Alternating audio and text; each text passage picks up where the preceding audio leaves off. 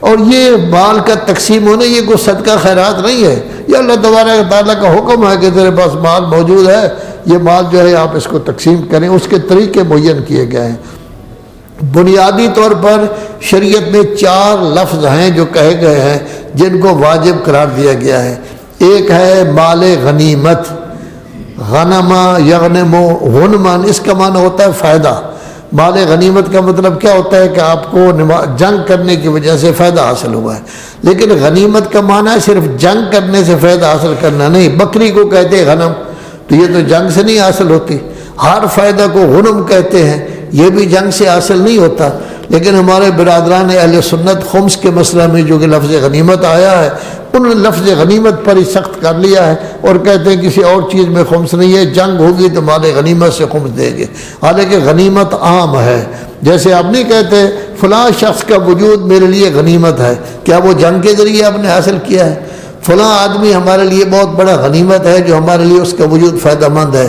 بکری کو غنم کہا گیا ہے، ہر فائدے کو غنم کہا جاتا ہے۔ غنم اور غرم یہ 2 مختلف لفظ ہیں، نون کے ساتھ ہو اس کا معنی فائدہ ہوتا ہے، اور رے کے ساتھ ہو تو اس کا معنی جرمانہ ہوتا ہے، چٹی دینا، جرمانہ، کفارہ جس کو یہ کہتے ہیں۔ تو ایک لفظ غنیمت ہے، دوسرا لفظ ہے انفال، اور تیسرا لفظ ہے فے، اور چوتھا لفظ ہے زکوٰۃ، پانچواں لفظ ہے خمس۔ یہ 5 چیزیں ہیں جو اللہ تبارک و تعالیٰ نے واجب قرار دی ہیں۔ ابھی آپ سورہ انفال کا ابتدا پڑھ رہے ہیں، ابھی تک خمس والی آیت نہیں آئی، خمس والی آیت بھی اسی میں آئے گی، یہ 88ویں صورت ہے، اس میں آئے گی۔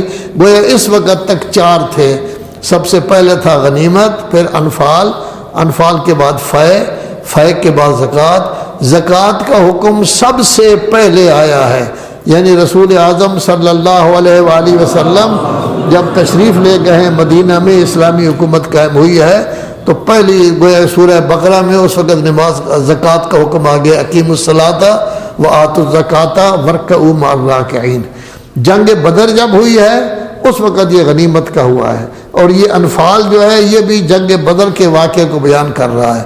جنگ بدر میں مسلمانوں کو فتح حاصل ہوئی، مسلمان کتنے تھے؟ 313، اور وہ لوگ جو ہے وہ 900 سے زیادہ تھے، تو 313 اور 900 کا مقابلہ یعنی 1/3 ہے مسلمان، لیکن اللہ تبارک و تعالیٰ نے ان کو فتح دے دی۔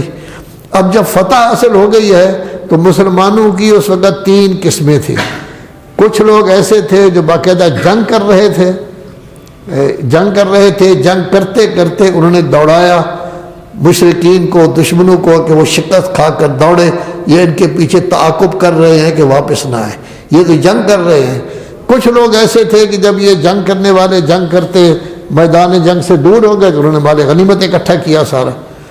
2 قسمیں ہو گئی۔ تیسری قسم ان لوگوں کی تھی جو رسالت مآب صلی اللہ علیہ وآلہ وسلم کے ساتھ چند آدمی تشریف فرما تھے۔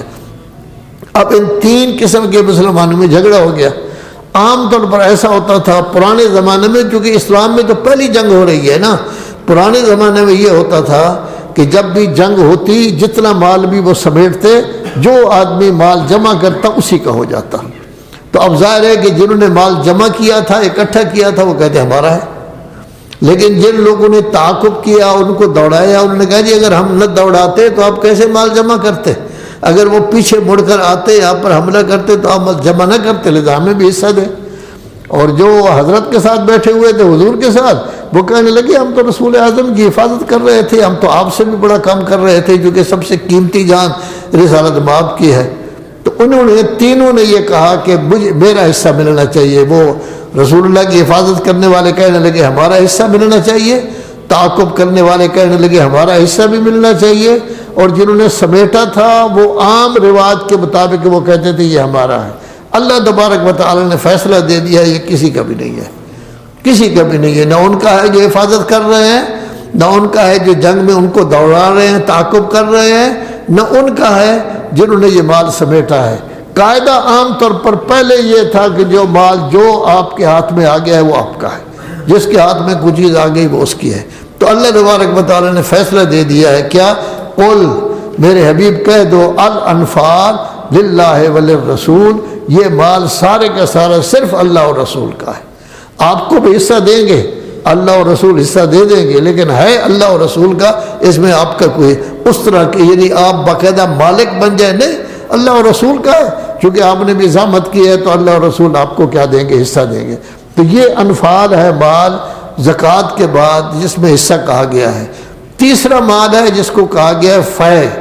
فے کا تذکرہ جو ہے وہ 105ویں صورت میں ہے، اور فے وہی مال ہوتا ہے کہ جس پر جنگ نہیں ہوئی، لڑائی جھگڑا نہیں ہوا، جا رہے تھے جنگ کے لیے، یا انہوں نے جنگ میں جانے سے پہلے، وہاں پہنچنے سے پہلے آ کے کہہ دیا ہے ہم آپ کے ساتھ صلح کرتے ہیں، تو یہ مال جو ہے فے کہلاتا ہے۔ اس کے بارے میں بھی 28ویں پارے میں یہ اللہ اور رسول کا ہے۔ تو گویا انفال بھی اللہ اور رسول کا ہے، فے جو ہے وہ بھی اللہ اور رسول کا ہے۔ جہاں تک زکوٰۃ کا تعلق ہے اس میں اللہ اور رسول نے اپنا حصہ نہیں رکھا، اس میں 8 حصے ہیں، وہ سارے غرباء فقراء جو جمع کرنے والے ہیں، مؤلفۃ القلوب، ان کو ملے گا 3۔ اور جہاں تک خمس کا تعلق ہے اس کا ذکر آ رہا ہے، اس کے 6 حصے اللہ تبارک و تعالیٰ نے کر دیے ہیں۔ اللہ کہتا ہے ایک میرا حصہ ہے، ایک میرے رسول کا حصہ ہے، ایک اہل بیت کا حصہ ہے، یتیم مسکین مسافر سید، یہ 6 حصے۔ تو گویا انفال صرف اللہ اور رسول کا ہے بس، فے صرف اللہ اور رسول کا ہے بس، زکوٰۃ 8 حصوں میں تقسیم ہوگا، اور جہاں تک خمس کا تعلق ہے وہ 6 حصوں میں جو ہے وہ گویا کہ کیا ہوگا؟ تقسیم ہوگا۔ انفال کا دائرہ بہت وسیع ہے، انفال صرف یہ نہیں ہے جو اس وقت جو ہے وہ مل گیا ہے، بلکہ انفال کا دائرہ بہت وسیع ہے کہ جس میں ذکر کیا گیا ہے کہ ساری چیزیں جو ہے وہ انفال کے اندر آتی ہیں۔